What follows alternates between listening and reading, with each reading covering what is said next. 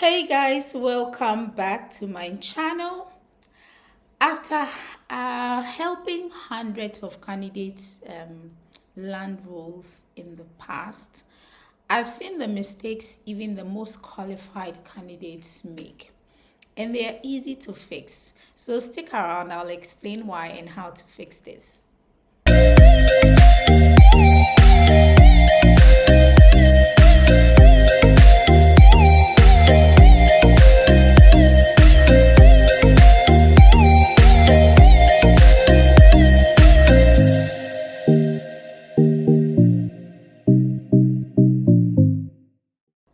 So first thing, not tailoring your CV. Sometimes I just get to my workstation and I'm looking at some CVs and I just wonder how this person managed to apply for the job. But as a recruiter, I'll definitely just look because by the time someone is applying, there's just something in there that tells them I'm able to do this. So I just look closer and I see that actually the person, on paper is capable of doing the job, but hasn't tailored the specific sections that I would look at, like areas of expertise, maybe your professional summary, to suit what we're looking for. And so if I didn't go down to look at maybe the responsibilities you're carrying out on a day-to-day, your achievements and all of that, I'll just skim through maybe the professional summary, areas of expertise. I don't see any match. I just discard the CV. So again, it's work, and you've got to put in the work. You've got to tailor the CV to suit what employers would like to see. It's very simple, easy to fix, but a lot of us still miss that and are just using one CV, applying for every kind of job. Number two, your online presence does not match your CV. Let me use this example. I get this all the time. So maybe I'm looking to hire somebody. I reach out to my network. Okay, I get a few names. These days, that's all I settle for. The name is just okay. With that, I can go into LinkedIn and see what I can find about the person. We would hardly request, oh, can you send me the person CV? That's okay, but that's also very analog in 2026. And so not having an online presence on LinkedIn, I don't know, I can't find a word to describe that, but you just can't do that. You've got to be there. Beyond that, your profile also has to be complete. I always say that LinkedIn platform is designed to give priority to people who have taken the time to get at least up to a 90% profile completion. Okay, so you can leave certain tabs empty. Depending on the information you feed LinkedIn about your profile, you even get recommended for jobs. You pop up when recruiters are doing a search, etc. Okay, so that's on one leg. The other leg is you maybe I have your CV.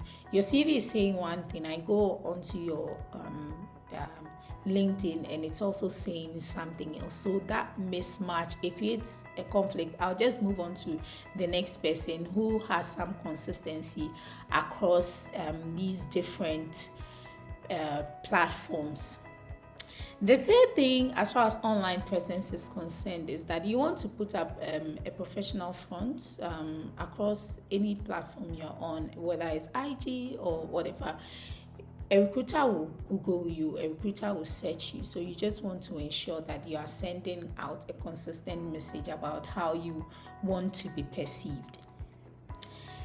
This next point goes specifically to, it applies across the board, but for mid-level, senior level careers, stop listing tasks and responsibilities, because when we see maybe an operations manager, we have an idea of what you do on a daily basis. So listing your tasks and responsibilities is just not enough. We want to see numbers, we want to see results, impact, and recognition. Those things are really important. So revise the responsibilities section of your resume and give it some weight. Again, lack of follow-up and visibility. Many of us just plaster applications around and there's just no follow-through. So it's like casting your net into the sea and just hoping that some way somehow you catch a fish. Yeah, that's one approach. I actually advise people to do voluminous applications if you have the time, but there are certain ones that you should, especially if these are opportunities that you are really keen on. Establish connections on LinkedIn, follow through here and there. There's somebody who knows somebody who can push. Let me give you an example.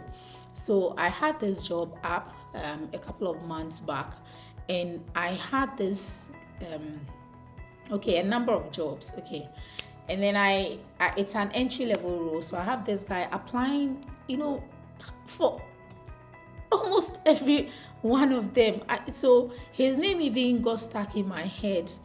And then somebody walks up to me and says, I know this person. He reached out and said he's been applying for the job. And because I've seen his name so many times, I thought, let me just have a conversation with this guy and see if he's worth pushing forward. Because I wasn't reaching out to him because I had other stronger candidates. But he made a strong impression when I engaged. And that's an example of follow through. He followed up with someone to follow up with me and is currently holding that position. So don't just plaster your applications everywhere without follow through. You never know what following up on your application might do for you. Don't overlook hidden opportunities. If the only place you're looking for jobs are on job portals, then you are missing out on more than 50% of openings, and very good ones at that. 2 days ago, somebody was sharing with me how he landed a very good opportunity, and it was a referral from inside the company. He was referred by somebody who was already working there. Many forward-thinking organizations are leaning heavily towards referrals because it saves them time, cost, energy, man hours, and most importantly, most referrals are usually strong hires because I will recommend someone who is as strong as me or someone who is better than me. So leverage your networks to land opportunities. So which of these mistakes do you recognize in your job hunt? I want you to share your comments below. If you haven't subscribed, I have a lot of these juicy content coming up in the next couple of weeks and months. So you want to subscribe, like, share the videos, and I'll see you in my next one.